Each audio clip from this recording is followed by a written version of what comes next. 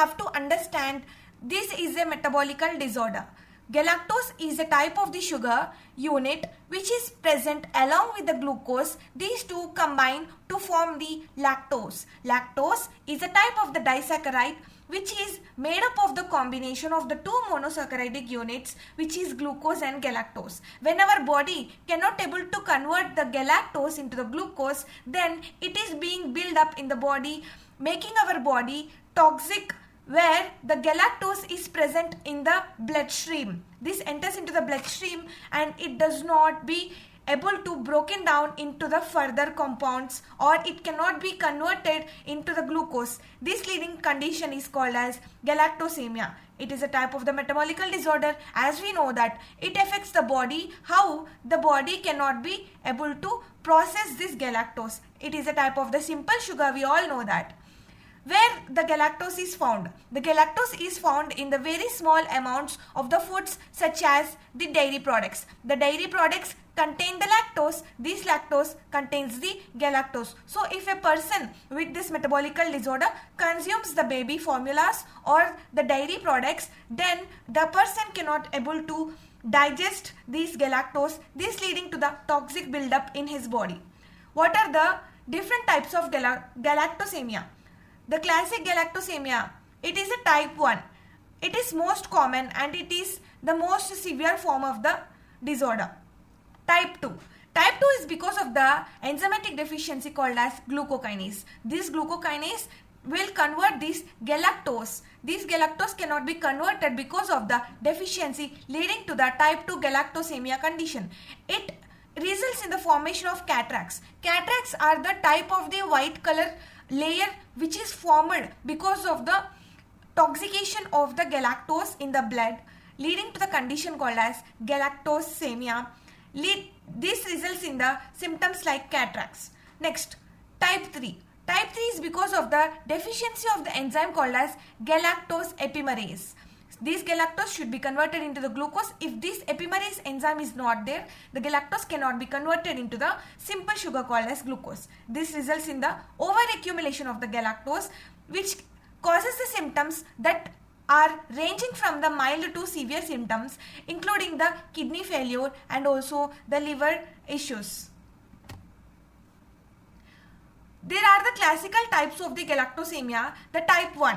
The type 1 is very severe and also life-threatening, because at the time of the birth only, if the baby is consuming the milk from the mother, this milk containing the galactose, it is accumulated in the body because of the malabsorption or lack of conversion.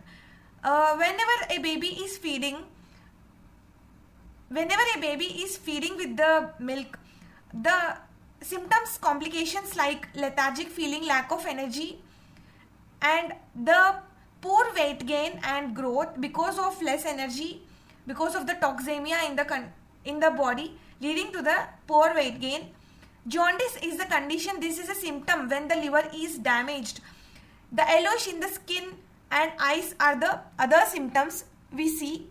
Along with that, there is an increase in risk of the bacterial infection, finally resulting in this shock. Long-term effects and risks of this galactosemia. If it is not managed carefully, then it can also develop the intellectual disability. That means it affects the brain, the memory and functions of the cognitive ability can be disrupted. Along with that, it will affect the eyes, leading to the cataract condition. In the females, we can see that a premature ovarian insufficiency, that means the loss of ovary function, is seen because of the toxemia of galactose.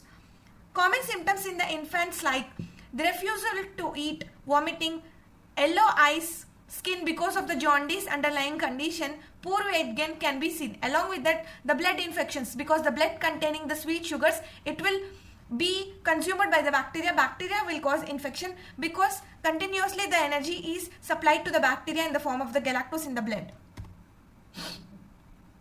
How we can manage this galactosemia condition?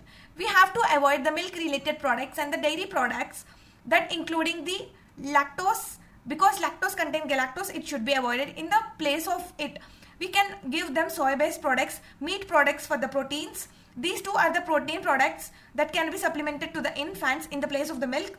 And also we can go with the lactose-free formulas, which provides the micronutrients and minerals to the body. And calcium supplementation is important for the children because calcium is helpful for the brain growth and bones growth, along with the skin barrier, many things. Calcium is important. Supplement should be given for the children because it will help them to grow in height, weight and different type of functions.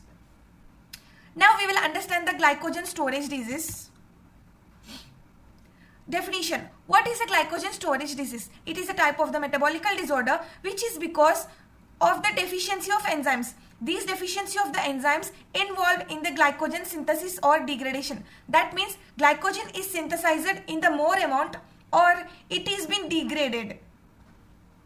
The key features are accumulation of the abnormal amount of the glycogen. That means more amount of the glycogen is produced and it is accumulated in the body. This leading to the disruption of the tissues like muscle and liver. These muscles and liver are getting damaged or overloaded because of this glycogen. There may be inheritance condition. This storage disease can also occur because of the genetic disorders which are getting to the children from the parent recessive genes. First type of the glycogen storage disease. This is because of the enzymatic deficiency called as glucose 6-phosphate. It affects the organs like liver, kidney and intestine where the glycogen is accumulated in the hepatocytes and also in the renal cells. Enlarged liver and kidney can be the result of the over accumulation of the glycogen.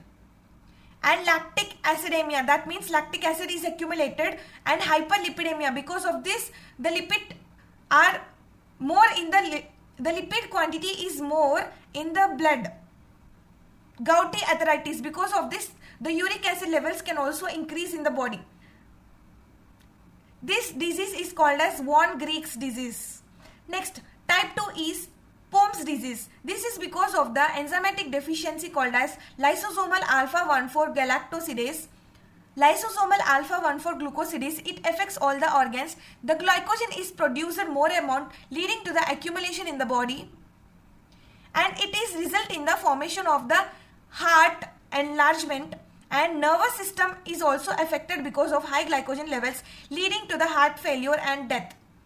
Next, Cory's disease. This is caused because of the alpha-1,6 glucosidase. Amylo alpha-1,6 glucosidase enzyme is deficient or it is acting in a defective way leading to the liver, muscles and heart dysfunction causing the leukocytosis. Here the glycogen is accumulated in the liver leading to the enlargement of the liver. Same like type 1. Next, Anderson's disease. This is because of the glycosyl 4,6 transferase enzymatic defect. It is affecting the most of the tissues. It is a rare disease which is due to the accumulation of the glycogen. Again, the fewer branches of the glycogen is accumulated leading to the liver cirrhosis. That means the liver cells are damaged. After damage, there becomes the scar in the liver leading to the liver impairment of the function. The function of the liver is impaired. Next, MC Adler's disease. This is because of the dysfunction of the enzyme called as glycogen phosphorylase enzyme which is present in the skeletal muscles. Again, this is leading to the higher production of the glycogen storage in the muscles, leading them to the highly unavailable conditions. That means during the exercise, the muscle will give the cramps. It is not available for the function of the muscles. That means even though there is a glycogen, but it is not available for the normal functions, and our body will produce more amount of lactate and pyruvate when the glycogen is not available. This is leading to the further damage of the muscle cells. Next, Hertz disease, because of the liver glycogen phosphorylase enzyme. This is a muscle glycogen phosphorylase, but this is in the liver. In this liver, the liver will leading to the enlargement where the glycogen is stored in the more amount, leading to the hypoglycemic conditions where the glucose is rapidly converting into the glycogen, but it is not being used for the body to provide the energy. So this in turn leading to the condition called as hypoglycemic condition. And if there is no glucose, then the ketone bodies are accumulated leading to the ketosis condition. Next, Troy's disease. This is because of the this is a seventh glycogen disease. You have to remember this type of the glycogen storage disease along with the name of the glycogen storage disease, and also you should remember the enzyme which is related to this disease.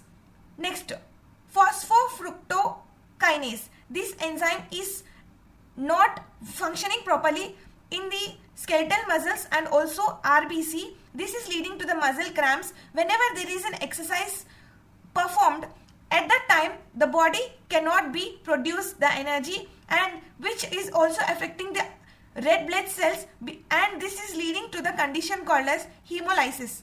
That means breakdown of the RBC when there is a need of the energy.